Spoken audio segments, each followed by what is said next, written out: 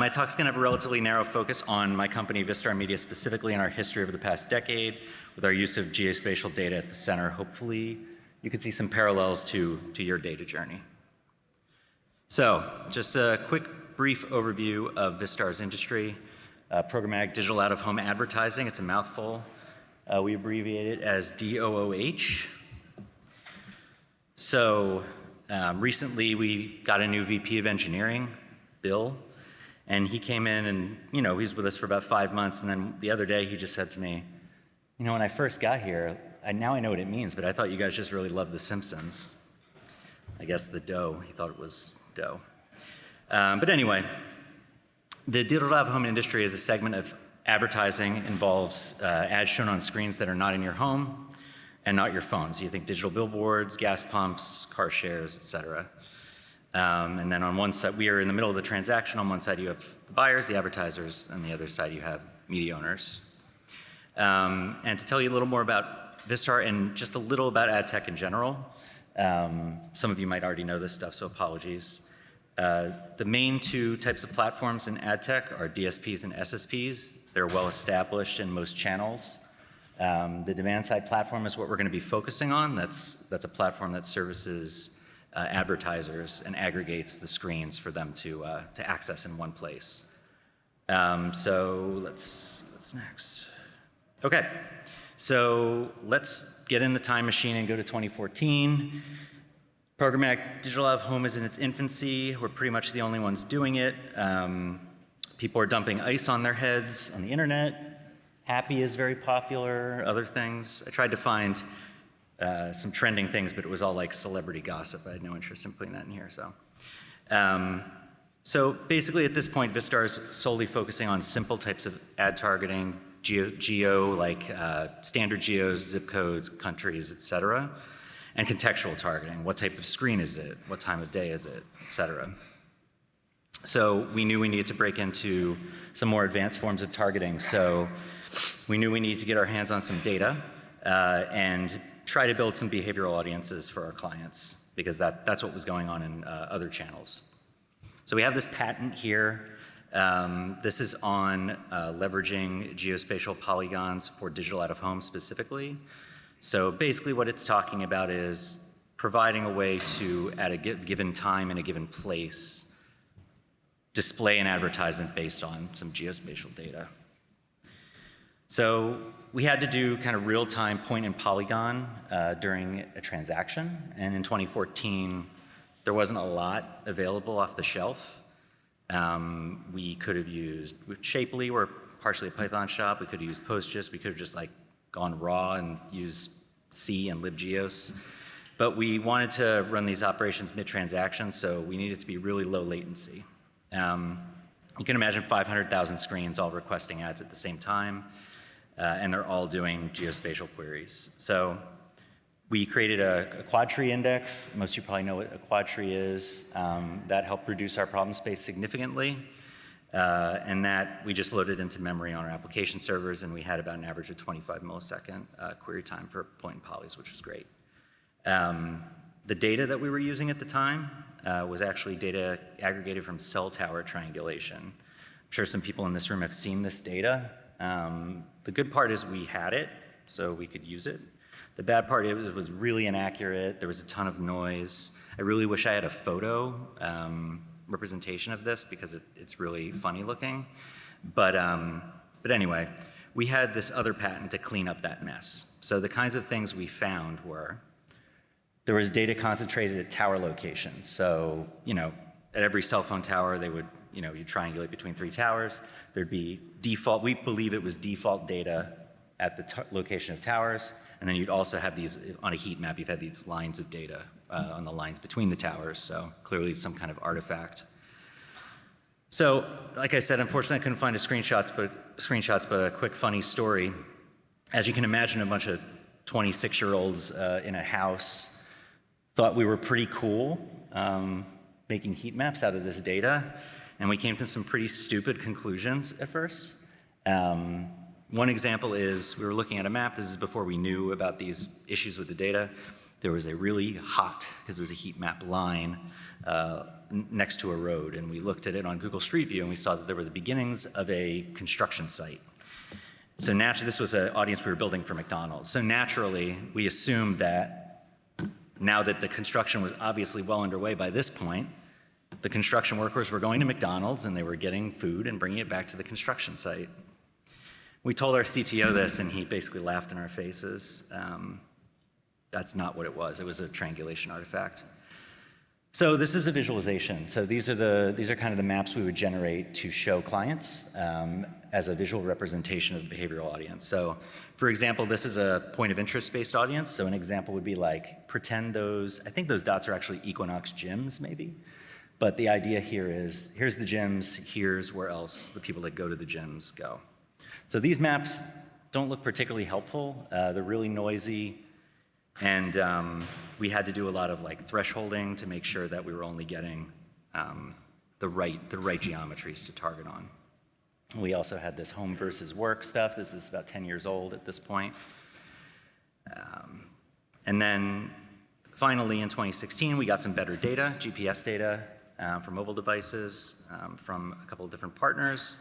Pros here, very, very accurate data, just like your GPS would be. It's reusable with other channels, so if we built an audience, it could be exported and used in online advertising or mobile. It had more dense data, so we were able to have finer grained time resolution for targeting, and we could easily reuse our existing quadtree index because it was just shapes again. But the good news is we were able to chuck our cell tower data cleanup code into the ash heap, which was great. That's weird. Oh, okay, I got it. So yeah, cons, a ton of data. Like, I don't even know how much it is. It's like, it was like 600 gigs a day or something, which at the time was a lot of data for us. And there's privacy concerns. We're getting a lot of GPS data. You tell people that, and they're like, what are you tracking me? Is this Minority Report, et cetera? It's not Minority Report. But if you're curious about privacy and how it applies to digital out of home, our SVP of Partnerships and Analytics, Eugenie, who may or may not be here, she wrote an article about this in Digital Science Today. So definitely take time to read that if you're interested in that. So big data. We use Spark and on EMR, just like a lot of people probably do. Early lessons here, very expensive. We used spot instances. We used S2 and H3 to kind of try to optimize things. We converted things into Parquet. We hired smart people. And then those smart people told us that our stuff was crappy and that we shouldn't use spot instances because it was a waste of money. So in the end, we ended up in the right place. Here's an example of a visualization with that data. So this is over time, so you see it's not very dense because it's early in the morning, but as the day goes on, the highways, the roads, and the city centers light up. So this isn't really a fair comparison to New York because it's much more sprawly in Dallas, but it did provide some much more reasonable looking data. And honestly, what we're trying to do is reduce the number of screens we're targeting, not increase. So if we're providing a map that happens to have every screen in New York City, that's not helpful to the customer. They could just do that themselves. This is supposed to give them some insight. So market shifts. By 2019, most clients were just having partnerships with Foursquare, Factual, PlaceIQ. They wanted to just use industry-wide accepted behavioral audiences. We had to make a decision. Are we a digital out-of-home company? Are we a geospatial data company? And we clearly were not the latter. So we decided to partner with third-party providers. And it became immediately clear that that was the right decision because we could use our existing infrastructure to ingest those audiences as well. So there wasn't really much work to switch over to that. And then we didn't have to do all that work, saved a ton of money.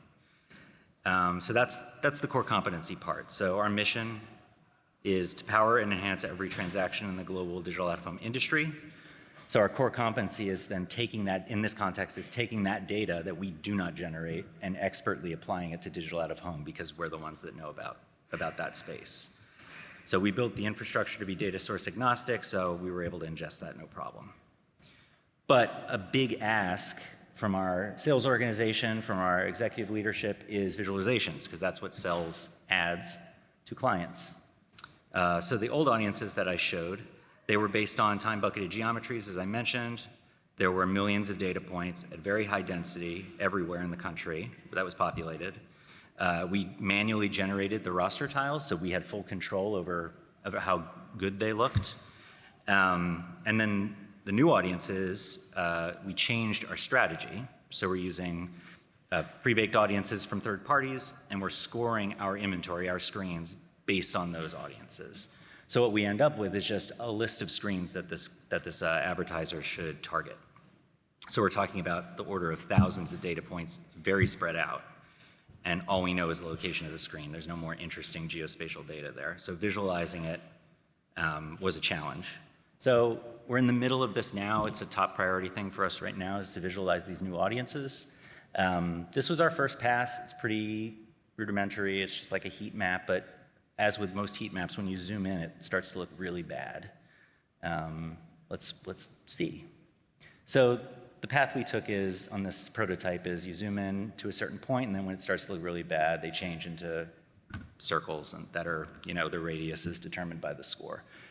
We did not decide to do this based on like our own smarts. We saw someone else do this, and we were like, okay, well, that seems like a good way to visualize this.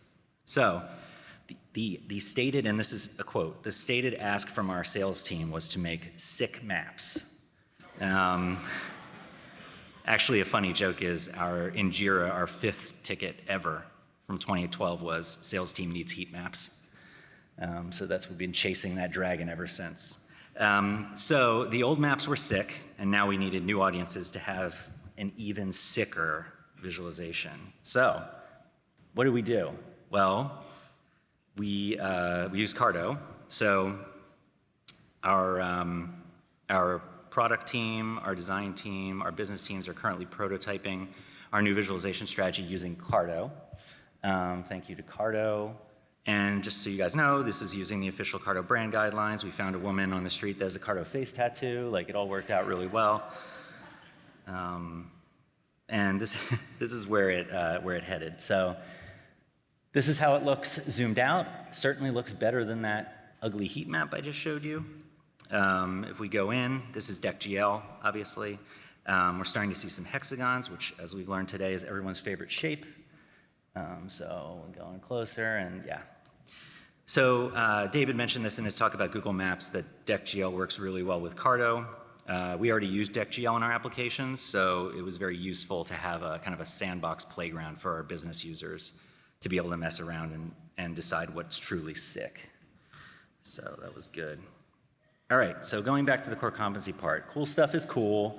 You can be all fun and funny and do shiny stuff and act like you're smart, but you should probably just do what you know. There are a ton more resources available now than a decade ago, certainly. So please leverage all the tools that the people in this room and elsewhere have worked very hard to build before doing it yourself. That's it. Thank you.